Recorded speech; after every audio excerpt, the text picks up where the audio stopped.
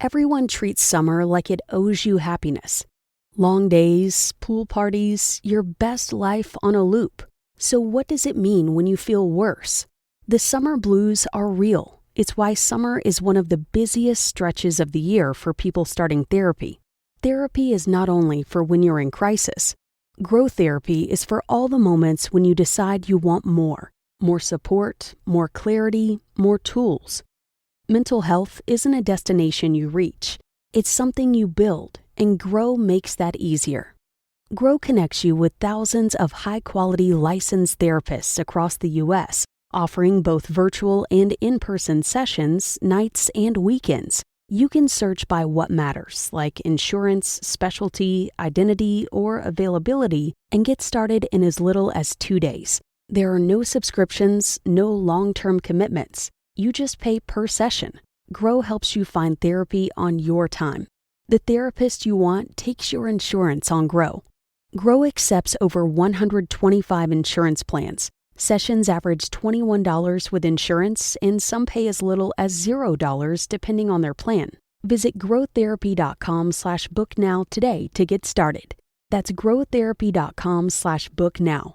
growtherapy.com/booknow. Availability and coverage vary by state and insurance plan. Imagine buying your kid a toy only to find the batteries aren't included, or buying furniture but it's missing the tools to build it. Frustrating, right? Now imagine that exact same feeling, but you're paying way more. That is what buying business software usually feels like: fragmented, disconnected, and incredibly expensive. Odoo completely changes that. Odoo is a complete, fully integrated business suite where all your apps actually talk to each other. We're talking automated lead routing for your sales team, seamless AI integration, and an intuitive point-and-click website builder. It's everything your business needs to scale, saving you time, headaches, and money. Stop piecing your software together. Go to odoo.com. That's ODOO.com to learn more. You're listening to the Archaeology Podcast Network. You have my sword. And you have my bow. And my trowel. Hey, it's Ash, and My Trowel is taking a wee break at the moment, but here's a little something to keep you company in the meantime. Don't worry, we'll be back before second breakfast. I hope you enjoyed this episode of the Great Plains Podcast, and I'll be back with you soon. You're listening to the Great Plains Archaeology Podcast. Join me as we uncover the rich histories of North America's Great Plains, exploring the latest archaeological discoveries and past cultures that shape this storied region. Welcome to the podcast.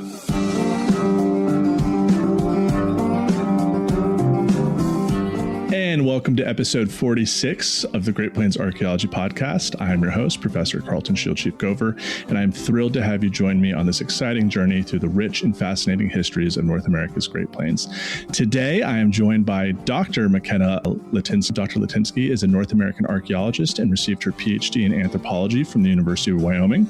She received her undergraduate degrees in 2021 from St. Mary's College of Maryland and double majored in environmental studies and anthropology and minored in museum studies. She received her MA in anthropology at the University of Wyoming in 2023. And as a master's student, she completed a thesis focused on analyzing the small remains from the Laprelle Mammoth site to reconstruct paleo environments and to test if people 12,900 years ago were cooking, consuming these jackrabbits, ground squirrels, voles, etc., other small mammals and animals as part of their subsistence, which led to the article that we're talking about today. And she is also actively involved in zooarchaeology by mass spectrometry, also known as ZOOMS. And currently, she is a postdoc in the CU Museum of Natural History at the University of Colorado Boulder. I'm really excited to have you on the podcast this evening. How are you doing, McKenna? I'm great. Yeah, thank you so much for having me. I'm excited. Excellent. So today we are taking a break from our ongoing series of highlighting recent research in Plains anthropologists, and we're turning to a new article by Dr. Litynski et al. That was published in the Journal of Archaeological Science Reports, which is a very prestigious journal. And the title of that article is Anthropogenic Burning of Small Mammals at the Early Paleoindian Laprelle Site in Converse County, Wyoming. Link to that article will be down below, as well as a full citation. And if you have a university access or institutional access, you can get to the article, or you can pay for a subscription to Direct. And I believe this is published by Elsewhere. Yes, it is. Cool. So, McKenna, we've I've had Spencer on and Maddie on, and we haven't actually talked about Leprel. They've both Maddie's talked about Leprel a little bit, but for our audience, could you help set the stage for us? Could you reintroduce the audience to Leprel Mammoth Site, please?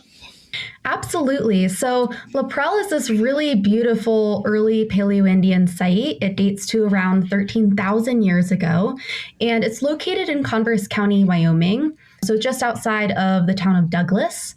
It's located on the southern edge of the Rocky Mountains, and it reflects this really beautiful riparian zone near this natural perennial stream. It feeds into a river called the North Platte. The site was originally discovered in 1986 when the bones of a mammoth were found eroding out of this alluvial terrace by the creek. And they were like, that's strange. What if there's archaeology? And indeed there was. So since its discovery, Leprel has yielded at least 4 hearth-centered activity areas, so where people were living, cooking, and really just going about their life alongside this mammoth that they butchered. And there's this diverse assemblage of artifacts. So there's bone beads, there's bone needles, there's this massive ochre stain, charcoal, lithic technologies. It's just this gorgeous site. And then we also have the remains of small and large mammals. And in an article by Spencer Pelton, who's the Wyoming state archaeologist, he also describes how this site confirmed that the actual site is a little smaller than a football field in its kind of length, which is amazing. And from the amount of artifacts, we estimate that there's about 30 people that lived alongside the mammoth during this really cold period in history known as the Late Pleistocene. So it's great. We can learn about the first peoples of the Americas and everything about their lives. That's awesome. And so even for a Paleo-Indian site, like a Clovis Age site, the size of a football field is pretty big, especially if it's just one kill of a juvenile Columbian mammoth. Whereas when I think of other large Paleo-Indian sites, I'm thinking large bison kill sites that cover that area. But there's something special that you have the juvenile mammoth kill, and then the occupation of that human behavioral event spans as large of a football field. Mm-hmm. Yeah, it's actually, we estimate 2 to 3 different groups all congregating together, living alongside each other. There's clothing being produced, obviously food being cooked. It's just, there's so much going on at this site. Honestly, I think there's more than we ever will know because there's just an abundance of materials. Absolutely. And so this is a Clovis Age site, but wasn't a Folsom Point also recovered from the site itself? It was, which was so surprising. And I was actually in the field when the Folsom Point was uncovered, and I got to hold that fluted point in my hand. And I think we were all a little shocked. So it's also kind of this collision of different cultures. We have Clovis points and we have Folsom points. So we're trying to make sense of what this actually means. And I think Dr. Todd Survell is in the process of writing a paper that talks more about that too. Excellent. And so kind of dialing us back a little bit, what do archaeologists mean when they use the term Paleo-Indian? We've used that term a couple of times to describe the period, but also the people themselves. So could you expand upon that for us? Sure. So Paleo-Indian really refers to the first peoples that entered the Americas and subsequently inhabited this continent. So we're talking about people that either crossed the Bering Land Bridge or took the coastal hypothesis, whatever you believe in, they got here somehow. And it's between 14,000 and 8,000 years ago. Again, depends on the person you're talking to. Some people argue earlier. And it kind of represents these people that are in this new continent, in this new world. It's a colder period in history because it's the Ice Age. It's kind of the last point in the Ice Age. And they are living alongside these massive creatures on the landscape. So everything from Shasta ground sloths to mammoths and mastodon and saber-toothed cats, just these brilliant creatures that are now extinct. And they're very mobile across the landscape in trying to find these animals, take advantage of their environment, and truly just live in this uncharted world. Excellent. And so talking about how they lived, what do we currently know about these early people, these first settlers of the New World? How do they live, how they travel, and utilize the landscape? Right. So they primarily lived on, again, a more mobile system. And this often revolved around the manufacture of stone and bone technologies. So they would find lithic sites where they then could make stone tools, or they would use the bones of animals readily available to them and make these toolkits. And then they would use these toolkits for various purposes, whether that be the act of hunting, butchering, processing plant materials, working animal hide and ivory, and so much more. And oftentimes, people believe that these people traveled in small groups, though at places like La Prelle, a few different groups likely came together to live alongside one another and this deceased mammoth. These people were highly in tune with their environment, so they were extremely knowledgeable hunters, and they often used atlatl technology, so you can think of those as spears, to take down massive megafauna like mammoths and mastodon. But sometimes they also made surprising and somewhat unpredictable choices. So, for example, the occupants of La Prelle, they specifically chose to craft their bone needles from the remains of jackrabbit, red fox, and some sort of felid. So it could be bobcat, lynx, perhaps puma.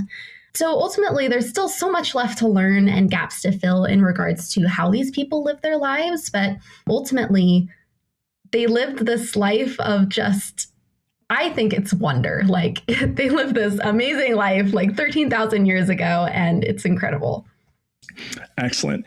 And so oftentimes when archaeologists talk about Paleo-Indians, there is a pretty sizable group of archaeologists that work in that time period that consider especially Clovis-equipped Paleo-Indian populations being these specialized game hunters, which oftentimes gets involved with the overkill hypothesis. So, I mean, why do archaeologists during this time period often focus on large game animals when discussing Paleo-Indian subsistence? Right. I think that's a really good question. And I think there's ultimately two main reasons why archaeologists focus on large game animals during this time. First, there is a lot of evidence of people during this period that hunted these massive animals on the landscape. So we do have the archaeological evidence for people hunting things like the mammoth and the mastodon. And so that's one side of this larger debate in archaeology, is this Clovis overkill or Clovis specialist hypothesis, where people are specializing in the hunting of large game and they're kind of ignoring the smaller game on the landscape. I think another side of the story, though, is this Clovis generalist side of the debates, where researchers are arguing that people weren't necessarily specializing in the hunting of only large game, but they were expanding their diets into the smaller animals. I think this side of the debate kind of, unfortunately, is less prevalent in terms of the literature, just because I think archaeologists have often focused on larger game simply because large game is flashy and it's cool. Oftentimes you don't see oil paintings or, popular media depicting Clovis people hunting rabbit, because the modern public wants to see people hunting that really big mammoth on the landscape rather than a mouse or a vole. And so I think there's these two different reasons. One, we have the archaeological evidence for people hunting the large game, but also maybe the mouse isn't as cool as that mammoth. And so that mouse is often forgotten. And I think that's an issue because that mouse could have been part of this broader picture and part of these people's lives, Absolutely. And that's what I love so much about this paper, right? Two of the major foci of La Prelle have been the mammoth kill itself and the ochre stain. And then you're coming back in with this, well, there's other things present. We need to analyze these microfauna. So what are microfauna in the archaeological record, and why do or should archaeologists pay attention to them? Right. So there's actually many different definitions of microfauna depending on who you ask. But for the purposes of this paper, we define microfauna as any vertebrate animal that is around a jackrabbit size or smaller. And microfauna can be useful in several ways. A primary way that archaeologists use microfauna includes the fact that these animals are really great environmental indicators. They're really well understood for reconstructing what the environment and climate was like in the past. However, I do think there's so much to be gleaned about diet or even non-subsistence and cultural practices that involve the use of these tinier animals on the landscape, and more by simply taking a peek at how mice, voles, squirrels, small birds, and other small creatures kind of pattern themselves in the archaeological record. Excellent. As we wrap up this segment, so what research question led you and your co-authors to investigate the microfaunal remains at La Prelle? So the driving research question really revolves around that Clovis generalist versus specialist debate. In other words, are people eating these smaller animals at La Prelle, or is the bison and the mammoth and other larger animals at the site enough? Excellent. And with that, we'll be right back for segment 2 of episode 46. Stay tuned. And we're back with Dr. Litynski, continuing on our conversation regarding the recent paper. And so setting us off for this next part, like getting into the study itself. So how do archaeologists determine whether small animal bones or these microfauna accumulated naturally or through human activity? And how did you explore this in your paper? Right. So in the past, researchers have relied primarily on one, thermal alteration of the bones, so whether the bones are burnt or not. 2, the spatial association between these small remains and cooking features. And 3, if there's any presence of cut marks or other cultural bone surface modifications to justify the use of these smaller animals specifically as food. So in our paper, we actually test 4 different hypotheses with several different expectations. The first is that these burned microfauna could reflect natural fires, whether that's grassland fires or forest fires. In this case, we expected a more homogeneous distribution of the burned microfauna across the excavations, as opposed to kind of a tight spatial association with those cooking features. The second is a natural death of microfauna in underground burrows, followed by the construction of hearth features kind of accidentally over these animals. So in this case, we do expect to see some burning of animals in the hearth features themselves, but not high abundances of them. It's more of an accidental occurrence of them. The third is purposeful cooking and consumption of these small animals.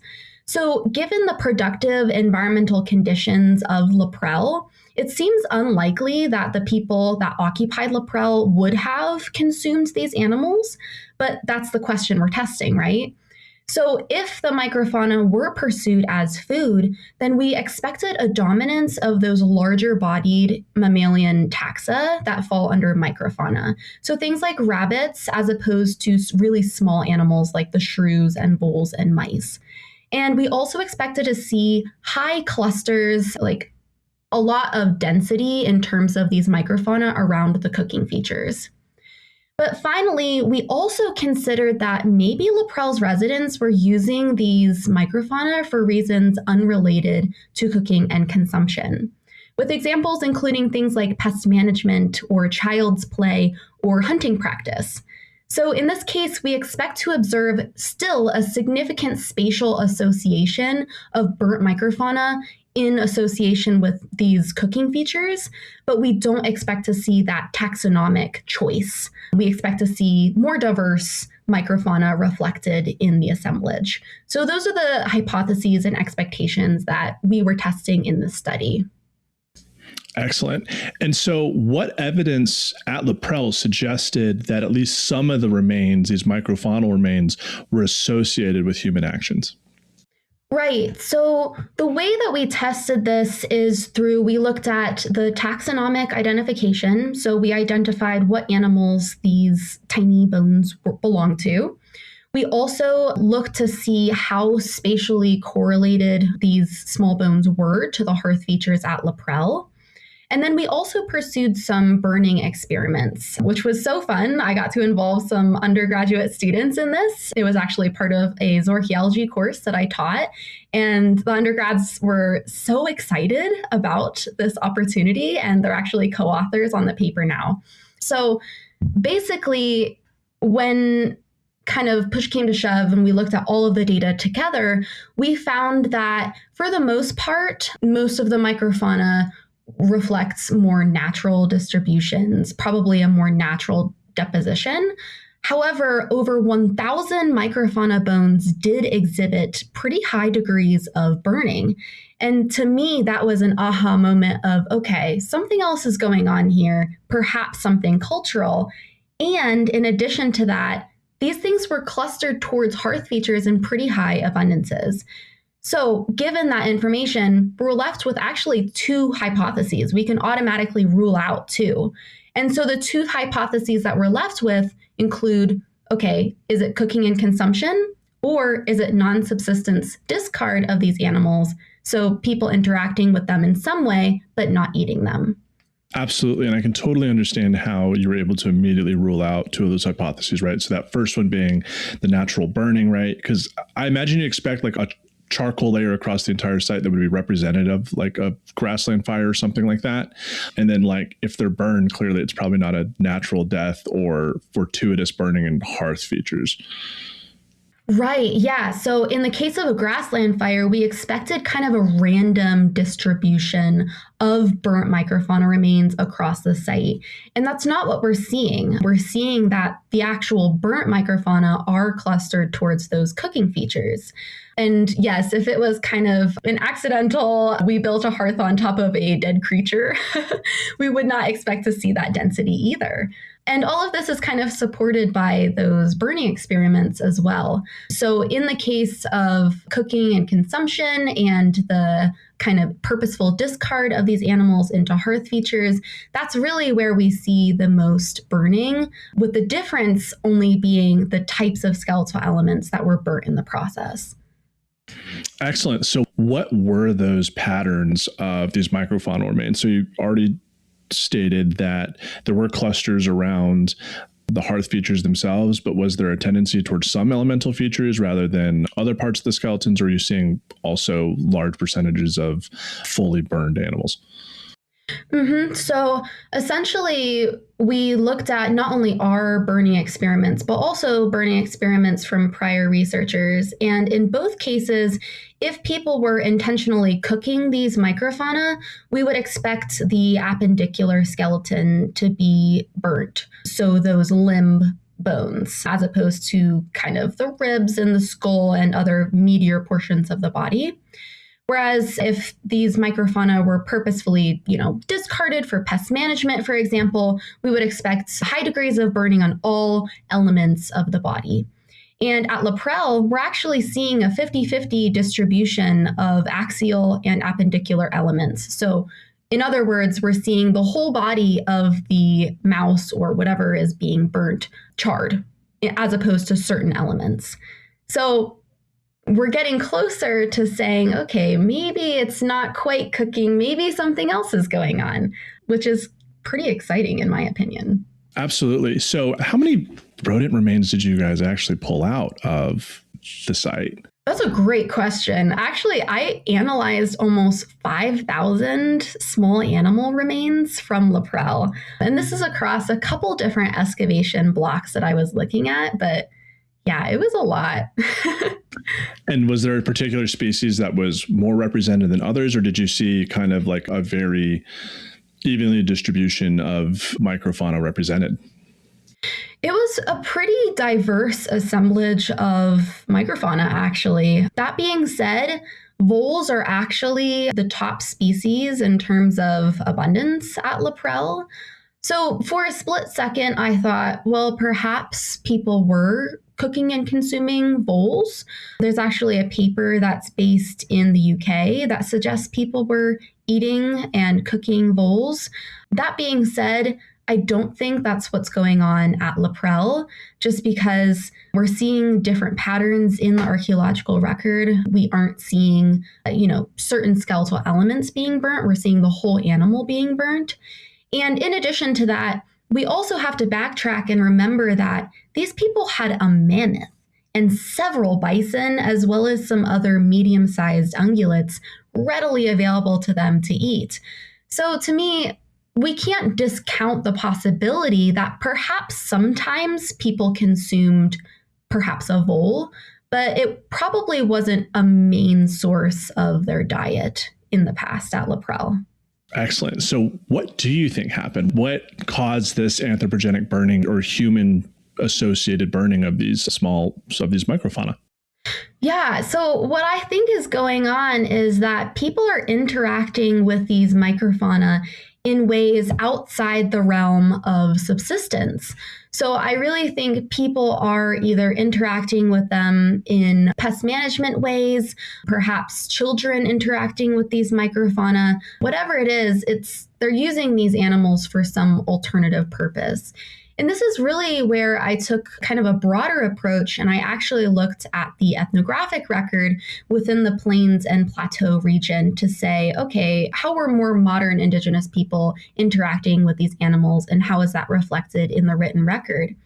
And I found that out of 59 different cases of people interacting with certain species, only 15 directly documented these people consuming small animals. And out of those 15 cases, 9 basically said that it's only during times of starvation or times of desperate times call for desperate measures. There's a few cases where people did go after specifically microfauna because they thought it tasted good, or perhaps there was a chubby gopher on the hill and they were like, all right, we're gonna eat that. But that said, there's actually more accounts of people engaging with these microfauna in alternative ways. And so some examples include thinking of these animals as pests. There's women following the microfauna to their nests to steal the nuts and other fruits within the wood rat nests. There's accounts of people using small animals in medicine bundles and ceremonies and other magical forms. There's actually children that manufacture doll clothing from the skins of squirrels and other small creatures on the landscape. And I also really think it's fun to think about just children playing with these animals. So children making dice games out of their teeth, or there's also an account of small boys participating in kind of imaginary games of war. And then when they kill the gopher or the rabbit or squirrel, they hold it up in the air and they kind of sing songs of victory around camp. So I think many times archaeologists forget to think about these more playful ways that people interact with their environment and animals. And I think it's important to highlight how maybe the residents of Laprelle were not so different, and they kind of were going about their lives in a more playful way as well. Absolutely. That's such a great picture you've constructed for us on looking at past people, and that, like as archaeologists or anthropologists, and we're supposed to be talking about human behavior, not just, the caloric return of like a hunt, but also that there was a day-to-day aspect of these people's lives, from the children to the men to the women, and that there's so much room for activities that we can relate with that are occurring in the past as well. And so how can studies of microfauna analysis, just like this one, help archaeologists build more nuanced interpretations of Paleoindian camps and daily life? I think that these kinds of studies are really important because this is one of the first studies to really shed light on small animals in ways that go beyond, like you said, that kind of caloric account or nutritional value of the animals, and instead considers a more holistic and cultural perspective on the ways that people interact with the small animals on the landscape. And so I would argue that there's a lot more future research that should be done. I do agree that people should go about analyzing microfauna in very systematic ways in order to say truly whether or not people consumed them or perhaps interacted with them in a different way. There's quite a few other Clovis Age sites that include microfauna remains, sites like the Aubrey site, Louisville, Blackwater Draw, and so much more. Actually, the Aubrey site in Texas offers one of the most strong evidence for perhaps subsistence use of microfauna. But once again, they're arguing this based on the burning of microfauna in association with hearth features. And so I think it's really important that we reflect on some of these sites, reflect on the interpretations, and evaluate them through a more holistic lens as well. Excellent. Well, McKenna, thank you so much for joining me on the podcast. This was a fantastic paper to read. I really enjoyed it. And for our listeners, the full citation to this article is in the show notes, as well as a link to the article itself. Once again, McKenna, it was so great to have you. And we look forward to what you do next at CU Boulder and all the fun you get into with Dr. Will Taylor. And with that, we are out. Thank you for listening to the Great Plains Archaeology Podcast. You can follow me on Instagram at Pawnee_archaeologist, and you can also email me at greatplainsarchpodcast@gmail.com. And remember, anybody can love the mountains, but it takes a soul to love the prairie. American author Willa Cather.